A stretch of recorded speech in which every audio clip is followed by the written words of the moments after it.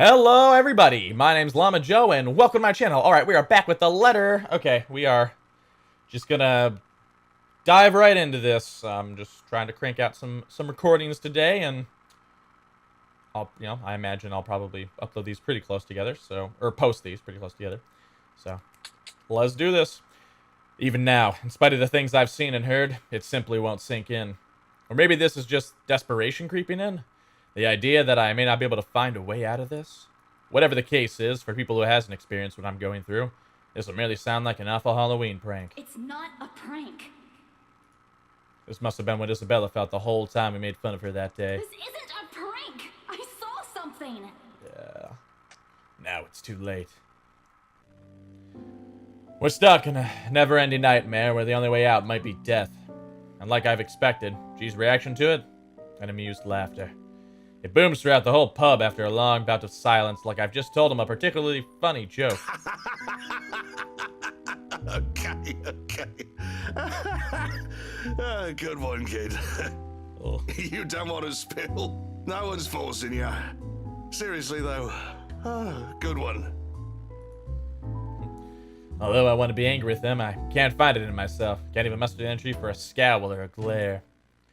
Nothing but a taste of my own medicine to temper the annoyance bubbling up in me, I suppose. In the end, echoing her words is the best I can do. It's not a joke. Yeah, all right. Good luck with that. You're on your own. Here, I thought you didn't have an ounce of humor in that body. Guess I'm wrong. He shakes his head, lets out another chuckle before returning to his task. By now, almost half of the glasses have been put away. The only ones remaining are the smaller kind, used for shots, and stemmed ones for cocktails. Despite being busy with his task, his amusement does not entirely disappear from his face. He keeps talking, as if I'm simply another customer he entertains with his stories. Sorry. But we both know it's more than that, if the wistful expression on him says anything. Man, can't believe you're the same rookie who walked in here almost a decade ago. Oh, really? It's been that long? Too smart for his own good, that boy. He's always been 2 steps ahead of things. Now he's here, sulking. I must have screwed up somewhere then. I must have screwed up a lot. For things to suddenly shift like this, for me to become a mere shadow of the person I used to No, be. I don't think so. This one, screwed up? Not by a mile. It's too early to say. You've still got several years ahead of you, Holmes. Take it easy. But some things change, eh? It has been years, and you were a kid back then. You know, the sort that's a bit unsure. Making all the horrible decisions in life he'd eventually be embarrassed to talk about. You never stop calling me kid, though. Well, you still are. It's just that this time, you're sure of who that badge and gun is for. What was it you police types usually say? To protect and serve, yeah? A significant pause follows at its heels. From both of us as he allows its meaning to sink in and spur something in me, stirring a feeling both heavy and forceful, but not completely unwelcome. Familiar. Though before I can even clarify what he's trying to imply or gather my thoughts on the matter, G turns away to begin his work on the silverwares. He'll need those too, once more of his patrons come in for lunch. Slow and easy. A sharp contrast with the strained air we've been wading through these past weeks. A fleeting moment, but one I allow myself to relish, if only because of its absence lately. The way things are now, this is almost a gift. So when it all ends with the loud shuffling of foot from the adjacent hall with feet, I think is what you meant to say, but okay. A sigh is all that leaves me. There's no need for me to look up to know who it is. Zach's treads alone are telling. There's always a weighted set to them. Steps that are taken with a lazy cadence. Like he's always trying to make himself smaller, less conspicuous than he actually is. In a place he's unfamiliar with, he also tends to linger, stand awkwardly at the sides as if he's all too afraid to break something. That or he's waiting for permission of some kind. Either way, he's never been the kind to barrel headfirst into things or forego courtesy despite appearances. Much like how Rebecca's mother, Henning, belies her fiery temperament, or Isabella's rare displays of maturity appears at odds with her youth. There's been a lot of those in my life, it seems, more so from the people I've grown closer to over the years. Walking contradictions we all are. It's a wonder how we ended up as friends in the first place. But maybe that's also exactly why. To some extent, there's still understanding in there, and knowing that no matter how long you've been together, or how familiar you are with a person's habits, or how many lifetimes there might be for all of you, one can never fully know a person. Sometimes it works because they merely chose to stay. Sometimes it's as simple as someone extending a hand first for an apology, regardless of every hurtful word said. Hey. Hey, Ash? Oh, he's out. After the arguments at the park, Ashton took his friends someplace where they could rest. G welcomed them to his pub without question. While others were sleeping, the detective and bartender had a little chat about the past and what has changed over the years. Okay. I'll check in the end of the episode. I want to check that branch tree, because I don't think I've checked it in a while. This time I glanced at him, briefly, gauging the mood. Not because reconciliation's an issue for me. Between us, it never will be. But somehow this is another thing I'm all too afraid to see crumble in front of me. One wrong word, if this is going to end another argument, we might as well stop as early as now. There's another long pause from him, during which he can't seem to figure out what to do with his hand. In the end, he chooses to stuff both into his pockets and trains his eyes at the now empty space behind the counter. Without our notice, G has slipped back to the kitchen, leaving only the two of us and everything awkward in the world at the moment. Still, Zach trudges on, a hopeful tone slipping into his voice, simply because it's the only thing he knows to do. Did you, get any sleep? It's a start, at least. A stiff one, but a start.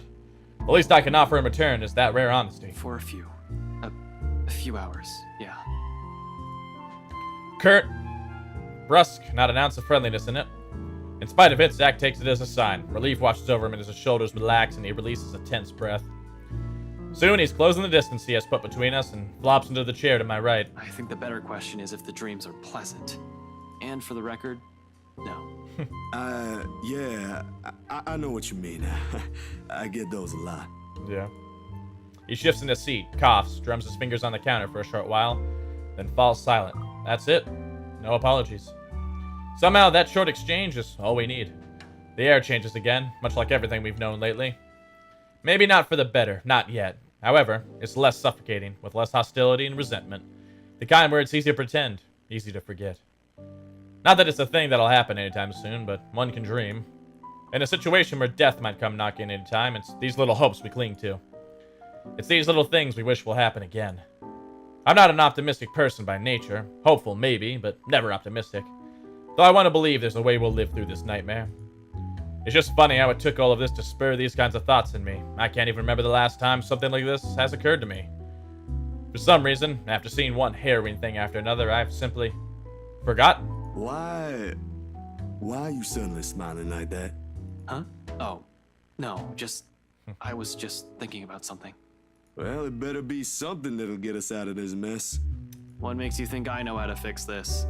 Until 2 days ago, I didn't even believe a word you guys have been telling me. Zach, I function better when I'm dealing with homicide cases. Hell, feel free to throw in the usual robbery and missing persons case into the mix. I don't care. Give me a few days and I'll give you a lead. This isn't how I operate. This isn't what I'm good at. For all you know, I might even end up getting us killed. I have no idea what I'm doing. Well, the fact that you're frustrated but still trying already means something, Ash. Besides, you don't make that face unless you already have an idea. It can't be any worse than this. Maybe. I mean, What's on your mind, Ash? there really is something about Z-Man. Between Rebecca and him, I tend to share with him things I won't normally say to the other. Unlike her, who pushes, sometimes with the same tenacity as her moods, Zach has this strange tendency to ease people into telling him what he wants to know. Oftentimes, the question feels so subtle, it catches me off guard, with less force and more forbearance. After all, out of everyone, he's the most grounded. Really, he's like the older brother I never had. The kind you can depend on when things go sour. The kind you tell things to simply because he'll listen. Tell things to simply because he'll. I think they're amateur. Anyway, without forcing his own opinions on you. We still have one more lead we haven't checked. I'm gonna look into it tonight.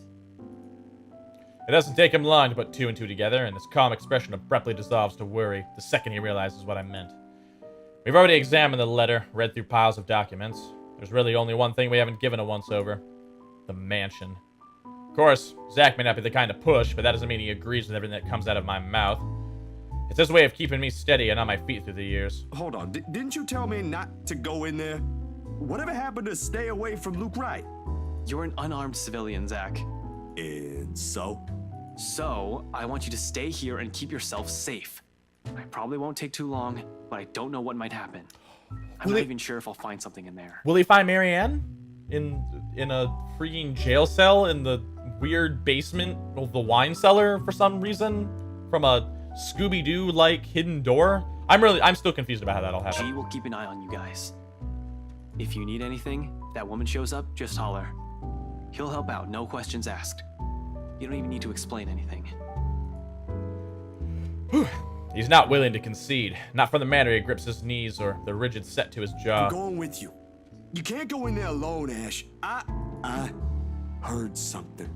Yeah. The morning I was there, I heard someone scream, and then there was a woman crying, and I don't know what's going on inside that mansion, but I am telling you, you shouldn't face whatever's inside alone.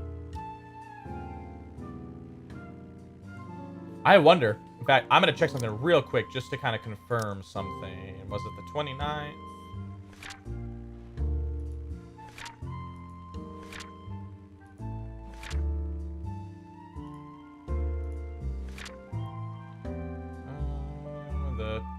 Okay, so that was the 29th.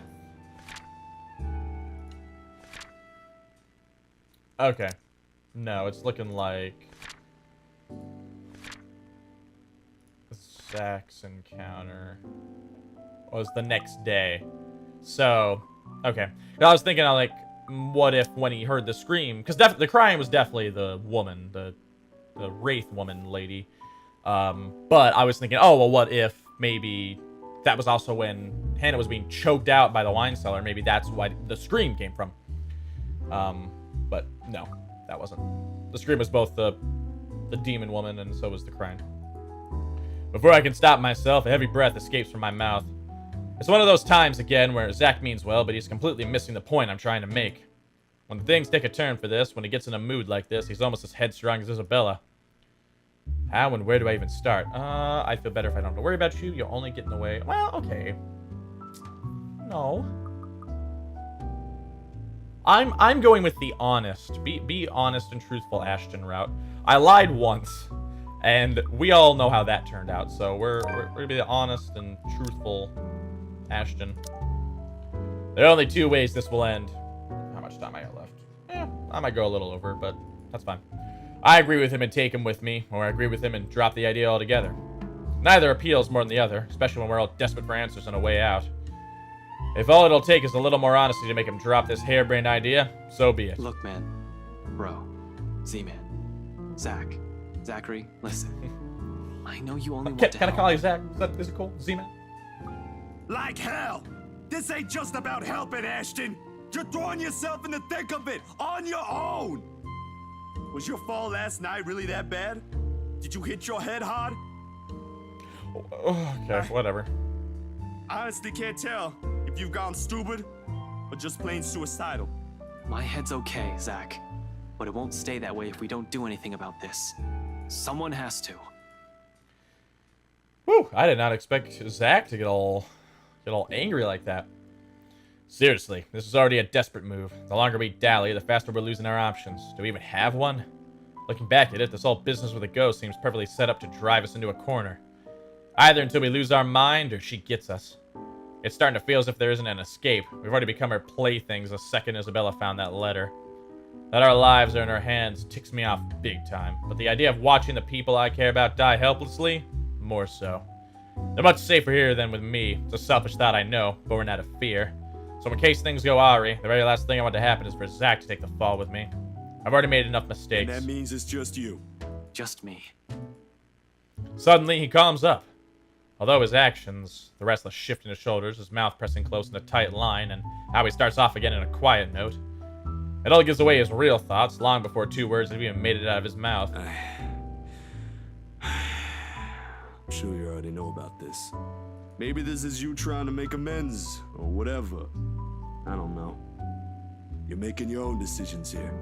But if something happens to you, it'll be just that. There'll just be another dead body out there. Please, don't do something like this.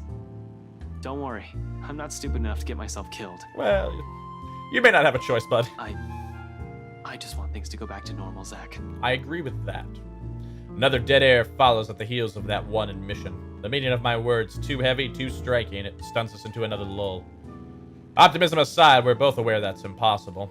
We're going to have to deal with the trauma right after. There will be the images, the voices whispering inside our heads, the foreboding feeling, the stench of blood, gore, and death trailing after us. We may survive this, but those things, they'll remain in us for a long time. One does not survive something like this without leaving something in you. Just the mere thought of what might come right after makes me dread it. But this has changed in all of us. But I suppose that outcome is more acceptable, the lesser of two evils. 3 hours. My head snaps up and I turn to him, puzzled. He's staring at his hands with a thoughtful expression, brows furrowed in a deep concentration. Like he's trying to choose the right words to convey what he's about to say. 3 hours? For what? That's more than enough time to go there, to check things, like you said, and travel back here. There we go, some compromise. I think that's fair. If you don't show up here beyond that, I'm going after you. That is more than fair. From his tone, it sounds almost like a warning. I'm sure it's not his intention. But hearing something like that from a person like Zack, I can't help but chuckle and throw in a jibe despite how dire things are. Just like the old times. Make that 4. What? You said you're just gonna check things. Why would you even need that long? Speed limit? I'm a ranked law enforcement officer, Zach. I'm supposed to set an example.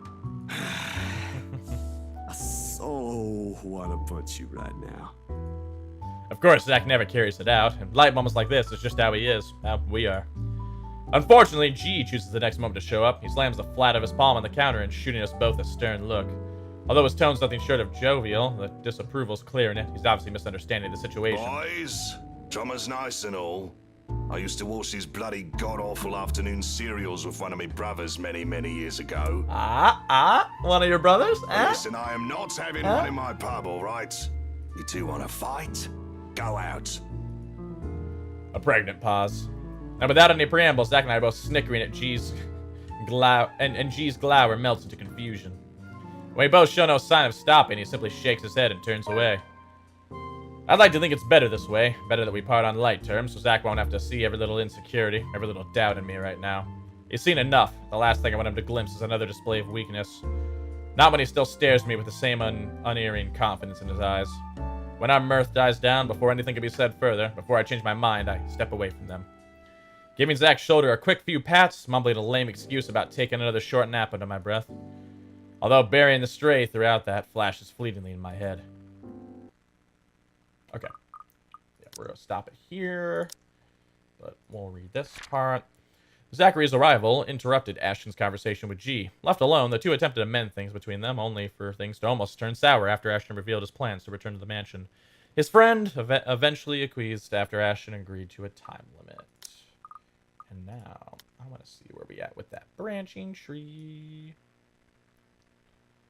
Because, yeah, this is where, yeah, woo! Oh, we're almost halfway. Oh, it feels like it's been a lifetime. But we're almost halfway, guys.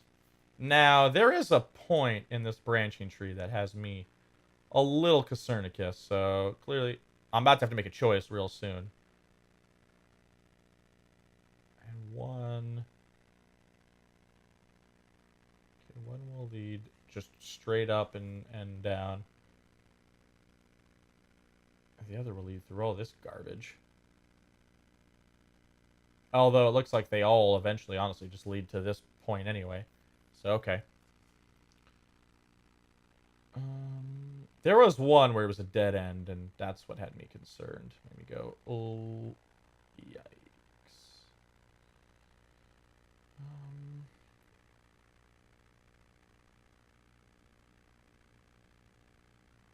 Where is it? We're gonna find it, guys. Okay, so this one leads to a dead end. At least, so look, it just like kind of falls off into nothingness. So that's kind of weird.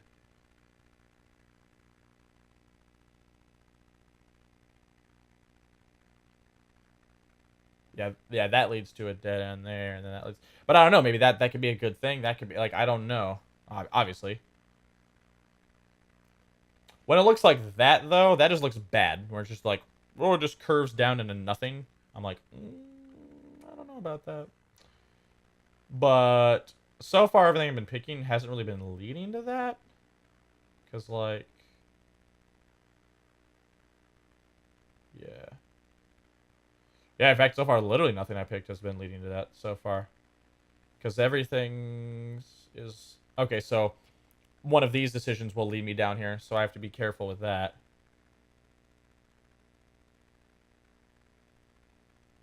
And so besides that, it quite frankly doesn't seem to matter yet.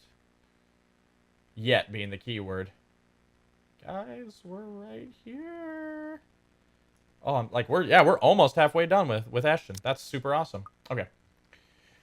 Sorry that I'm about 5 minutes over, not too big deal. Thank you guys so much for watching. As always, feel free to like, comment, subscribe. Tell me what you like, tell me what you don't like, and I'll do the best I can to make it right. I'm Llama Joe, and I'll catch you guys later.